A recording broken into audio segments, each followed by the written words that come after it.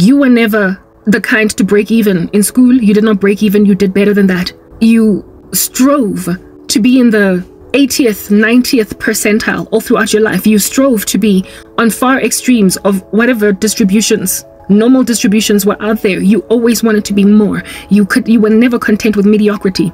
And you cannot then allow attrition, persecution, hurt, and the indiscretion of mankind to break you to a point of fearing poverty so much that you will allow people to walk all over your head and basically hold your ideas in your mind and not share them because you're scared of what a person might do, because they realize that because they realize that this person is smart, this person is the gifted better than me.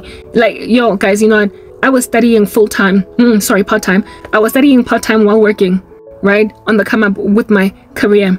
I never, therefore, was ever in corporate South Africa at any given moment with an actual degree. I was never degreed. I was en route getting a degree. I was working on it. I had to drop out of school because my mom was not paying my fees. And so I took myself back to Wits part-time. And it took years for me to ultimately get to the point where I was almost graduated. And at the cusp of that graduation, that was ripped the carpet again from underneath my feet. Never mind by sabotage and witchcraft, but also by the loss of everything. At the very end of my career, where I was left with literally one module to graduate, boom, everything fell apart and I couldn't finish school.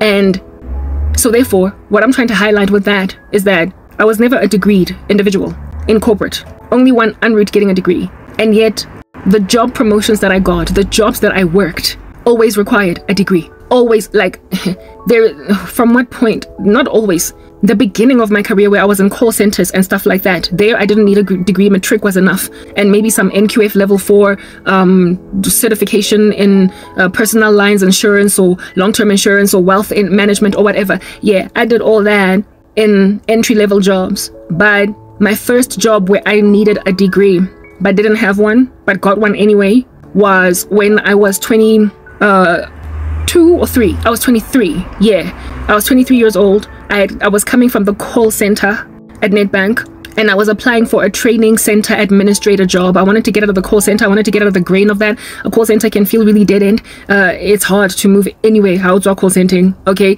so I wanted to be in a space where it is that I could now aspire to be bigger, more.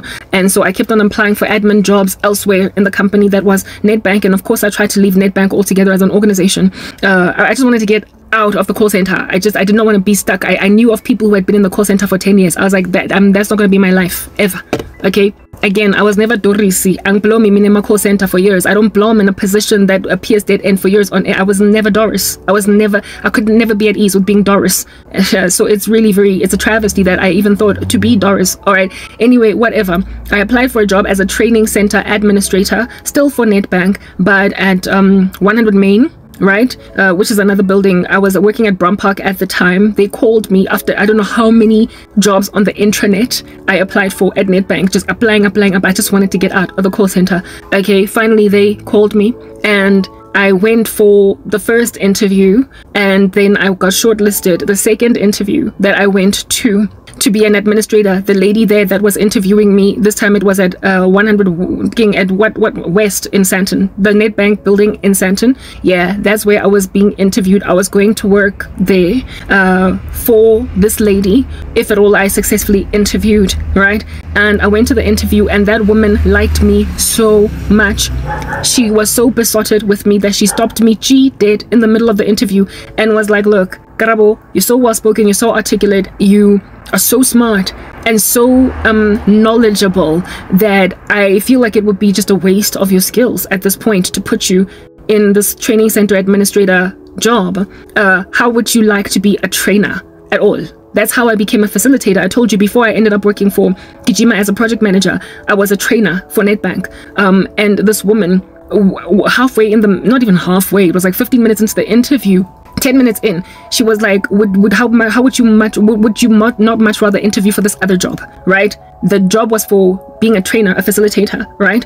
However, not for her. It would be for her colleague, because her colleague was looking for trainers in the Pretoria Hatfield branch, and they were interviewing to no avail. And she was like, how would you like to be a trainer? My colleague would love you. And I was like, of course, like, why in the world would I pass that up? I was already very ambitious. I already felt like I was set back by not being able to finish my degree. I was just, you know, my friends were finishing their degrees at varsity or finished and working as interns or graduates in companies. And here it is that I was starting in the call center like a matriculant. So I felt already like I was behind. I felt like I had missed out on an opportunity to basically be on an academic professional track. And that starts with graduation type setup thing. And somebody gave me a job that required a degree despite not having a degree. This woman, I had like the women that I was working with in this profession, well, it was women and men, but in my particular branch where I worked, it was only women. At 100 Main and also in Sandton, and yeah, there were men, but where it is that I was at, it was just women.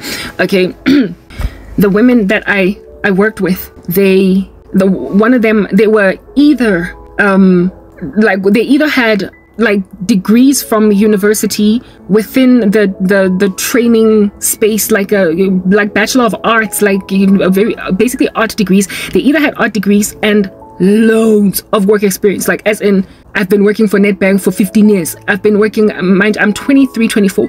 I've been working, so I've only got like a couple of years of work experience under my belt. The first 2 years of my post-matric life was spent on campus at university, and then I was an employee in the entry-level call center jobs in corporate South Africa for maybe like a year and a half at that stage. Yeah, and my colleagues were like employees of Nedbank for, one woman was close to retirement, right? They had been working at Nedbank for pretty much all of their career, 30 years or something, type establishment thing. She had been at Nedbank. The other one was there like 15 years. And before being at Nedbank for 15 years, she was a teacher. She used to teach at a school, like a high school, right? There were 2 teachers there, and one was close to retirement, having worked for Nedbank in the past, and was now a trainer.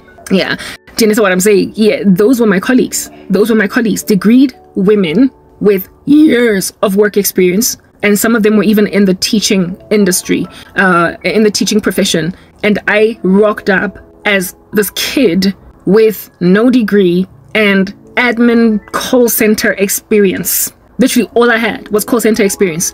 And just based on an interview alone, this woman was like, stop dead in your tracks. I feel as if though you would be fit for purpose, ideal to be a trainer. How would you like to be that?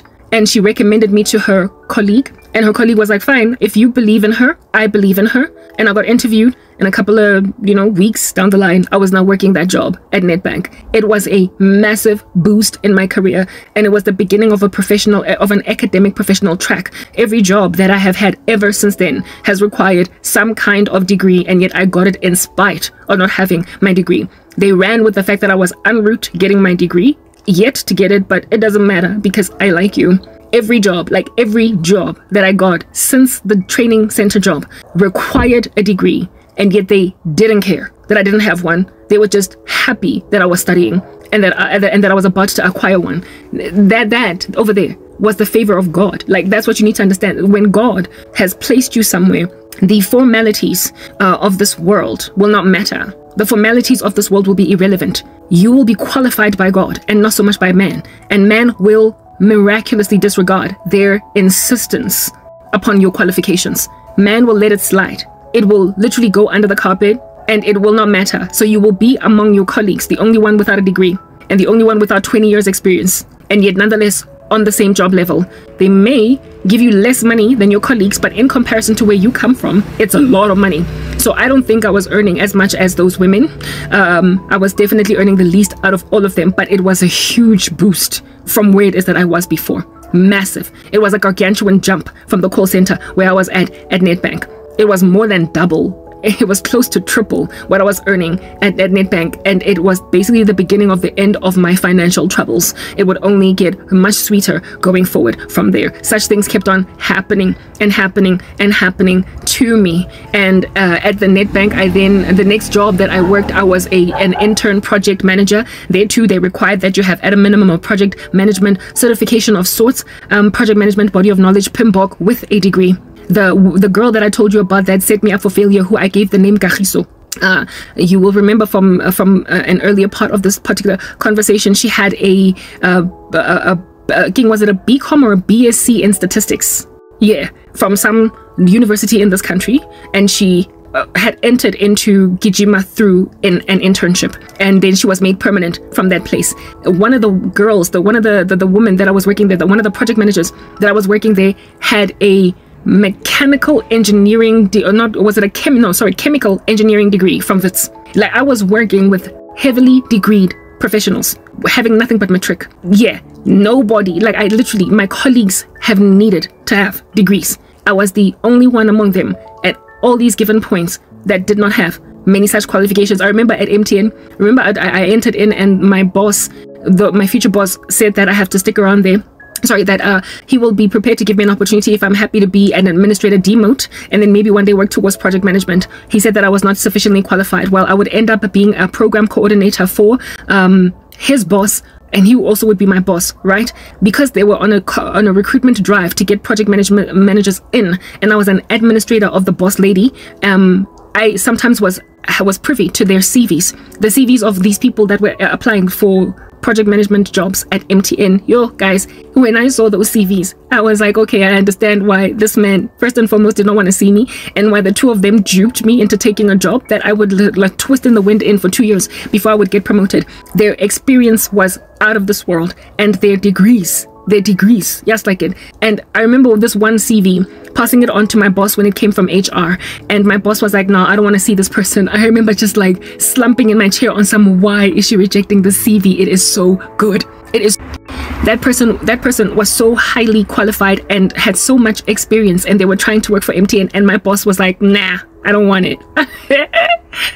I couldn't understand why she was passing him up, but I mean, I was just an administrator. I was like, okay, next, and I just kept forwarding CVs to her. When I saw the CVs of these people, I understood why my boss was apprehensive to hire me as a project management in the first place. But nonetheless, 2 years later, I would then end up getting the promotion. And yeah, and worse yet, to become a program manager, you had to, at MTN anyway, they kind of insisted that you have your PMP for you to be a program manager, and yet the one new dude rocked up on the team and was like, Karabo, can you run this program? I was like, okay, I don't have my PMP, but it's all good in the hood. If you want me to try this, I will try it. And these opportunities were given me based on nothing but my work ethic, what I was able to deliver, what they saw me do, and what they therefore trusted would be my inevitable delivery when then put on the job. And I never disappointed.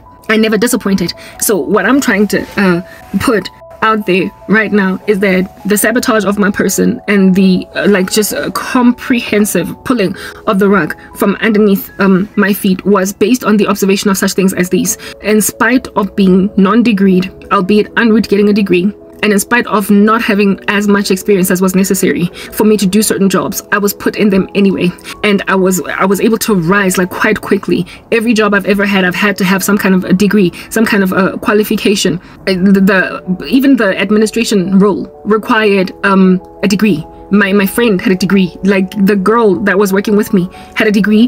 The guy that was with me had they had degrees. I was the only one that was still studying towards mine. And yet they gave me the jobs anyway. That's what it is under heaven that I have had before. And God kept on telling me, Karabo, remember my benefits, okay? If at all I could do that for you in the past, what makes you think that I am not looking out for you now, today?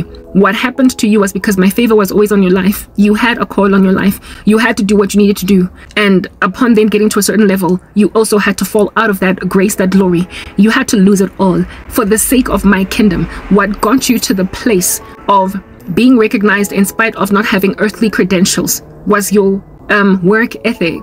It was your work ethic. You worked. And surprisingly, God rewarded with recognition. That was me. I was the wind beneath your wings. I'm the one that puts kings in their positions and brings low. I am the person that moves to the left, moves to the right, shifts, elevates upward, or brings low. It's me. Nothing and no one but me. You therefore cannot, based on fear, allow yourself to merely exist because of your fear of the unknown, of the wicked, because of your fear of what people could potentially do. And again, you have endured sorcery, attacks, abuse from witchcraft for a whole decade, and you are going to therefore be inclined to think that people can successfully curse you. You are going to be inclined to think that if they could curse you out of a career before they can do it again, But what you need to realize is that Job was not cursed, and yet he lost everything. David was not cursed, and yet he had to flee his own country. Did I make mention of Joseph? Job lost everything. Joseph was not cursed. He was blessed, and yet he lost everything. Every last one of the stories of these men, and even women in the Bible, you see my hand of providence in bringing them through using the very sabotage of their persons, evidencing that they were never cursed, just en route somewhere else. I had to build character in them. That is the nature of patience. When you ask God to build humility in you, when you ask God to build patience in you, when you go to God in prayer and ask for a husband as a woman, and alongside asking for a husband, you then ask that he make you fit for purpose to be a wife, God is going to put you through a journey to give you that answered prayer. When you ask the Lord to be, for instance, a philanthropist, altruistic, like generous, like no man's business, building schools, building, establishing careers for people, you know, snatching people out from poverty and setting them up in their own businesses. If that's what you hope one day to achieve, and you come to me in prayer and you ask for that, I'm not going to merely just give you all these wonderful business ideas for you to become a millionaire, billionaire, or whatever, that you might finally do what it is that you've been wanting to do all along. I am going to give you the kind of character that indeed can handle all that wealth, all that opportunity, all that influence, and rightly steward it, and rightly therefore apportion it to whomever I will have you look at. Because there tends to be little knacks of corruption in those that get made wealthy on the earth, those that get made powerful on the earth, and those that get given the best gifts. They tend to be conceited. That's what the thorn in the flesh is for. If you think about Paul in the scriptures, he was given a thorn in the flesh, a messenger of Satan, and he asked God to remove it 3 times, and God said no, and said, my grace is sufficient for you, and my strength is made perfect in your weakness. If you think about the explanation for why it is that Paul was kept with that thorn, you will realize how it is that God works with great callings. Okay, Paul says that he was a Pharisee of Pharisees. He says that basically prior to him coming to Christ, he was already an awesome guy. He had a lot in his plate. He was regarded, he was respected in society. He was a teacher of the law. He was a religious leader that had clout in society. God then calls him to be his servant. And here it is that he is this most important guy in the New Testament, out here writing the majority of the New Testament, with that kind of a big call to reach the Gentiles for Jesus, the branch that will be grafted in according to Romans 11. Paul is responsible for bringing them home. The whole of modern Christendom is literally the work of Paul, the apostle. I am a Christian because of Paul. I'm a Christian because of Christ. I am a Christian even because of all the other apostles. But the work to evangelize the Gentile population, that job was given to Paul. The proliferation of the gospel to nations that are outside of Israel was Paul's initial. He was the one that started that ship, that car, that ignition was by Paul. Paul was the one that did that, you guys. When you get given that kind of a job where historically you were already very important, you were important as a sinner, and now you're important as a saint, that can get to a person's head.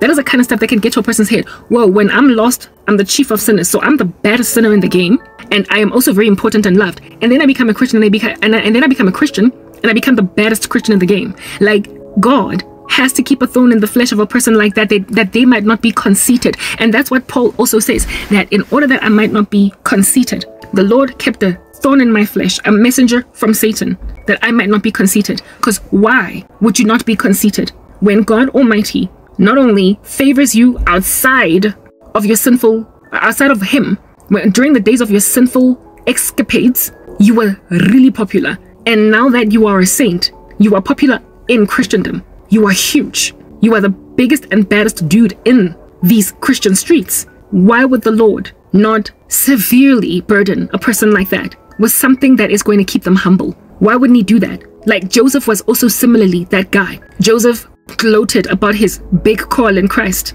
and his brothers threw him into slavery for it. But it was that very slavery that ultimately brought the very promise he was gloating about. Jacob, yet another one. If you think about Jacob I have loved, Esau I have hated. Jacob was a trickster. In the beginning of his life, he was this shoddy, seedy dude that you would not like because he was into trickery. He was not even the best in terms of earthly morality out of the 2 sons. Esau was frankly the better boy coming up. He was like the teacher's pet, the dude that you would hate because he does so well at everything. Esau was the kid that was the most seemly to inherit a promise. And yet God chose Jacob. Do you understand? Jacob, of which was a whole trickster. He just did not make sense. He was always pulling rugs from underneath people's feet. Once he was ultimately given the promise, he still maintained so much of his shoddy disposition that he went on right ahead and favored one son above everybody else so badly that they send him off to be a slave while lying to him, saying that he's dead. That was Jacob. So the thorns that God put in Jacob's flesh were to keep him humble. Otherwise, he would have been conceited. God made war with him all night until his hip broke. He walked around, all right, with a broken hip, with a limp. However, having first fought God all night, and then he got blessed. When a trickster is to inherit the promise in the lineage of Abraham, Isaac, and Jacob, he was among those, right? If you're going to inherit something like that, having started your life being a trickster, you're going to be arrogant if you don't get some thorn put in your flesh. His first thorn was his limp, the one that he was given for the rest of his life after fighting the angel of God all night. I won't let you go until you bless me. The second thorn in his flesh was in the fact that they gave him the wrong wife, and then he had to marry her, and then he was given the right one after working another 7 years to get her. The third thorn in his flesh was the fact that his favorite wife died giving birth to their second child, so he was not able to keep the wife around. That was dealing with his conceitedness. And then the final thorn in his flesh was in the fact that his favorite son, that he was out here prancing and gloating in front of everybody, was believed dead by him. And he had to mourn that death for the rest of, not the rest of his life, sorry, but because he ultimately did get to see Joseph again. But he had to mourn the death of a son that was alive. The fifth thorn in his flesh was the fact that he found out when he was an old man that his sons lied to him. So basically the discovery that his favoring of the one son caused him to lose all the benefits of being a dad to that one boy, up until he found out that his boys tricked him, his sons tricked him into believing that his son was dead. All those thorns had to be in Joseph's flesh, Jacob's flesh. Sorry, why? Because he was conceited. He would have been conceited if he did not get given a thorn in the flesh. So what is imperative then to understand? What is imperative to understand then is that when the Lord has jam-packed you with a lot of giftedness prior to your born-again life, and once you are saved in Christ, then God giving you a big mission too, he will tend to put some kind of humility in you that will just stick. It'll just stay there and it's not going to go anywhere. And you are going to make war with it and ask God to remove it, and he just won't. Because you don't get to be a Pharisee of Pharisees and a Christian of Christians and not have a thorn in your flesh. You don't get to have your bread buttered on both sides. Human beings, we are born dead in trespasses and sins. In sin did our parents conceive us. We have a propensity towards arrogance and gloating and boasting. So if the Lord does not do something to simmer down the propensity to gloat for somebody like that, what in the world? They're going to go out here bashing their chest on the mountaintop like King Kong saying, I've arrived. Because look at me. When I'm a sinner, I'm the baddest one in the game. And when I'm a saint, I'm still the baddest one in the game. God leaves a thorn in the flesh of people that he has favored loftily before. So sometimes he throws his disciples into excruciating poverty and then recovers them. And once he has recovered them, there tends to also still be maintained, in spite of their recovery, some kind of a thorn, that they might not be conceited. So Joseph, his thorn was being thrown into slavery, then prison, then he got exalted later on. Manasseh, Potiphar's, not Pharaoh's 2IC guy, second in charge type establishment thing. Then he had to deal with the fact that his brothers came back. He was always grieved. However, he had to humble himself to recognize that what you intended for evil, the Lord intended it for good, the saving of many lives. There's always just something that God uses to humble those that he gives a very big call, especially when they had a favored life before they fell apart. Joseph had a favored life before he fell apart. Jacob was a trickster and favored by his mom before he fell apart. What do you call this? David. You will remember the thorn in his flesh. Let's talk about the thorn in David's flesh. The thorn in David's flesh was the fact that after the Bathsheba incident, him thinking that him have arrived, all right, because of his indiscretion with Bathsheba, getting basically his bread buttered on both sides, he got to have the woman that he outjudged to from another man. He got to make her a wife, for crying out loud, coupled with the fact that that wife would be the one to bear the son that would proliferate the promise. It's like you steal a woman and she becomes the one to bear the heir. What in the world? You don't get to keep that. You don't get to just keep that and be content. So this is what's good. God put a thorn in his household, in the sense that the sword never left David's household. That was the judgment. First and foremost, Bathsheba lost the first baby. It was miscarried, and then Solomon would then be the baby born next, right? And that would be the one to proliferate in the lineage. But then all that war that came in David's household was because of the sin that he committed with Bathsheba. The sword never left his household. Amnon was raised up to go and ransack and ravage Tamar. Absalom would be mad at David's lack of appropriate response, and then he would kill Amnon, be at enmity with his dad, coup his dad's kingdom, cause his dad to flee from his kingdom or his country yet again, just like what happened in the days of Saul, and then mourn his son when then he gets killed by David's mighty men. That is the thorn that God gives people. So to give up and throw in the towel and be angry at God and allow yourself to be sisdorisi is not an option. You have to keep on striving and working, because God is the one that providentially puts you in a particular position. And just because you have to have a thorn in your flesh does not mean he doesn't have your back. His grace is sufficient for you, and his power is made perfect in your weakness. Oftentimes you tend to have been given so much favor in your upbringing, in your upcoming, that God had to humble you, subdue you. And you see, the thing about gaining promotion without necessarily having the credentials that everybody else in the environment that you are in has, it can make you conceited. I got to a point, I guess, in my career historically, where I just felt I had a self-importance. It's like I kind of imagined that I was untouchable. Like I just kept getting all of these favors, you know, pulled in for me. People just kept on liking me so much and giving me promotions that degreed individuals were passed up for, that I basically just got to a space where I imagined that it was brazen for people to think that I could ever start lowly or from scratch or work a job that's frankly not managerial, or you get my point, like clout. How dare you think I could ever live without clout? Was the mindset that I low-key had, and for very many years I frankly kind of low-key still kept, all the way up until literally as recently as like a week ago, realizing that God kept a thorn in my flesh, a messenger of Satan, that I might not be conceited, to sit around having the skills set of Jacob, Joseph, David, Paul, and therefore be like, don't you see that I am to preach the gospel to the Gentiles? Who do you think you are to leave me in so a lowly position as this? God will keep that thorn there. He will keep it, and you will end up from a very lowly position. Preach what you were supposed to preach to the Gentiles. Write much of the New Testament, but with a thorn chilling in your flesh. But you don't have an option to not write the New Testament. You don't have a choice to not be the best that God will have you be. The job that God has for you, you must still do it. But you will do it with a thorn. You will get your wife Rachel. You will get your wife Rachel, or your Rachel opportunity, if you want to call it that. But first you must endure Leah. You are going to have to work for 7 years extra to get the thing that you've always wanted anyway. You don't have an option to let go of the prospect of taking Rachel. You don't, now that they've tricked you into marrying Leah. Just settle with the fact that I guess this is my wife, Rachel, goodbye. If you love something, you work hard for it. So therefore, if you've always been ambitious, you can't let yourself be sisdoris. You can't be the breaking even lady that's out here working the same job for 40 years, not bothering anybody, with nobody finding them triggering, with nobody finding them intimidating. You don't get to be scared of everything so much that now you will be complacent, because on that day God is going to tell you, wicked and slothful servant, depart from me. I never knew you. Bind you hand and foot, throw you into the outer darkness where there is weeping and gnashing of teeth, and in that place the smoke of your torment rises up forever, and there is no rest for you day and night. You will endure calamities and consequences for basically trying to protect yourself from being Daniel in the lion's den again. If you try to protect yourself from being part of King Joseph under Potiphar's wife again, running from licentious men. With me, I have got a real big problem with men that felt entitled to me, that used korobela and were like, you're not going to be fine, Karabo. This is tit for tat. Nothing is for mahala. Just so you don't have to deal with another Potiphar's house. Not again, just so you don't have to deal with another Potiphar's wife. Sorry. You then don't work so hard, ne? You then don't work so hard that Potiphar will see that, whoa, what a wonderful slave, and then put you head of over all of the affairs of his household.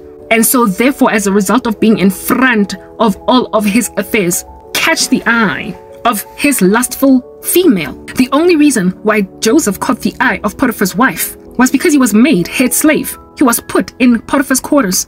He was made important, given some kind of prestige and esteem as a slave, until Potiphar's wife considered him something to bite into like a snack, and she then seduced him. If Joseph was mediocre, breaking even, if he was Brother Doris or Brother Derek, The dude that's always working in the mail room in your company for 20 years and does not ask for a promotion, does not try to study more, does not try to do, he's enough. And that's all that he's content with. He's been driving the same car for 20 years and really, he's okay. The dude is breaking even. Yeah. He could have been Braderick. Joseph could have been Braderick. And if Joseph saw it fit to keep himself as Braderick, Potiphar's wife would not have been all up in that. Like proper, she wouldn't have. The slaves tend to be young when they start working. They have to have the vigor to, do all that hard knock labor. So they are muscular, they are handsome, they're beautiful, they're wonderful looking young men. That's what I'm getting at. Slaves.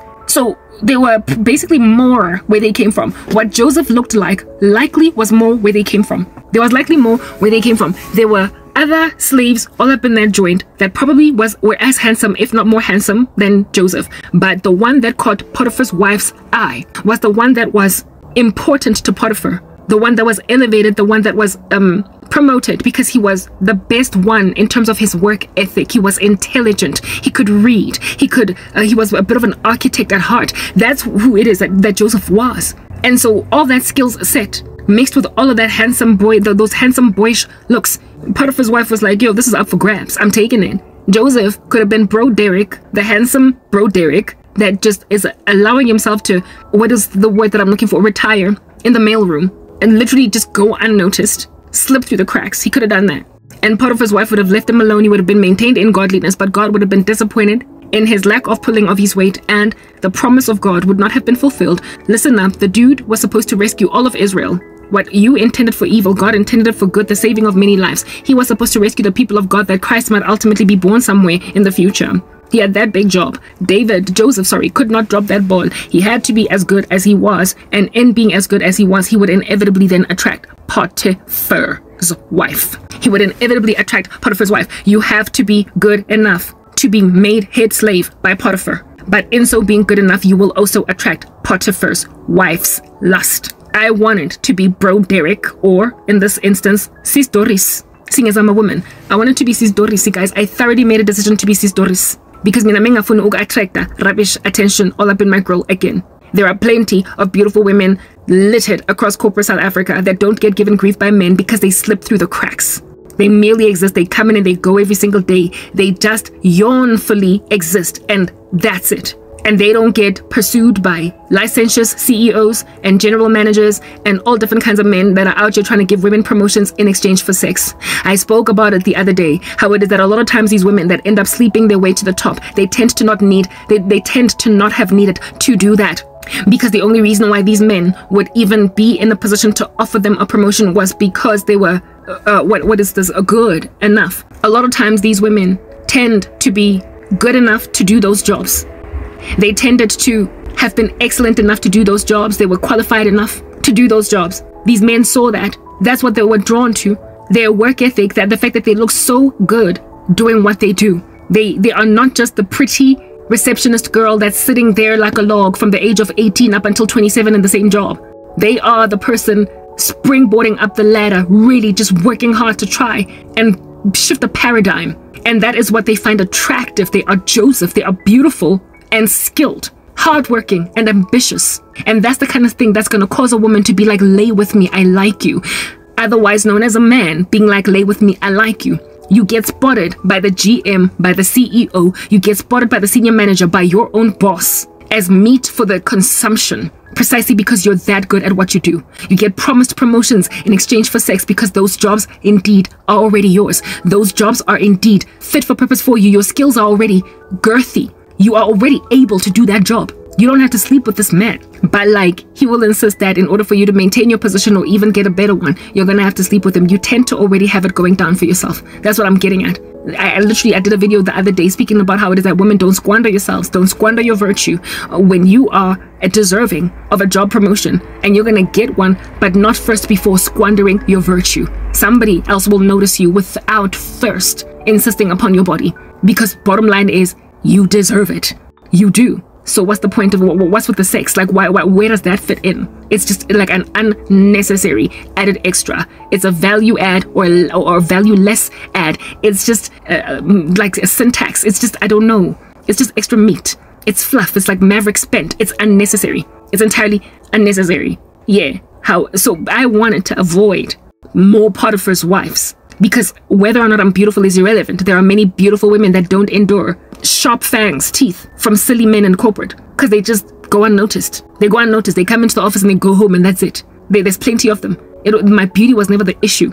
Joseph could not have been the only handsome slave in Egypt. It's that basic. It was the skill. So I told myself that if I just fly under the radar, barely noticeable, maybe a bleep, but then again a negligible one, because I'm bleeping right next to a collected cloud of like dots on this particular Cartesian plane. I am scattered here in this concentrated clump of dots with so many other people that I'm going to just go unnoticed. Like just go unnoticed. Then ain't nobody gonna be out to be like, lay with me or else. Yeah, okay, had to charge my phone. I'm back now. Yes, so when you're dealing with the what is this case, I wanted to make like Mama Doreen, Mama Dorisi, or whatever, I gave her the name. I wanted to make like her so that I don't end up like Joseph in Potiphar's household again. I was tired of bad men, and I'm tired of bad men, and I'm also tired bad exploitative men, and I'm also exhausted from just sabotage, where like in whatever shape, form or color it might come. I'm just exhausted. Plus I am, like I said, I get dreams, I get visions. The Lord shows me what in the world is going on, coupled with the scriptures, looking around, and I saw, or I see, that we're close to the end, if not at the very end. And so because it's the end, I was like, just hunker down until Christ comes for the bride. Just hunker down until the rapture, hunker down. And then the Lord made it clear that laziness is not of my kingdom. So this entire session of communication, really, I entered into it for the sake of encouraging people who have been brought low, to help you understand that, okay, we are here on the earth to fill it and to occupy. And God does not want us being lax and lazy. And Christians cannot be cursed, guys, even if people think we can be. The occult only keeps on trying because they think they are succeeding. We are never cursed. We are only endured through trials and tribulations, the trials and tribulations of which God guaranteed would come. He made it clear that in this world you're going to have much trouble, but take heart, I've overcome the world. The world hates disciples. Blessed are you when you're persecuted. They will throw you out the synagogues. You're going to lose mothers, fathers, brothers, sisters, homes, fields, and just and however, you're going to gain 100-fold over all that which you have lost. Mark 10. With persecutions, and in the next life, eternal life. That's what you're going to gain. So we are told that we are going to endure a lot. We must count the cost of being disciples. We know that we are going to endure a lot. So therefore, when we do go through it, we're not cursed. We can't be. And I spoke about that yesterday, that our blessedness is not, it's not gauged by material success or prosperity. It's gauged by our piety, our holding fast to a holy God that has given us precepts to live by. And when we successfully conquer darkness in order to overwhelm our fear, that's true prosperity. That's true prosperity. And in due season, after you have suffered like this, God will tend to restore you. If anything, last night I was going through so very much like this thing that caused me to end up thinking these thoughts, where it is that I was thoroughly thinking of becoming Mama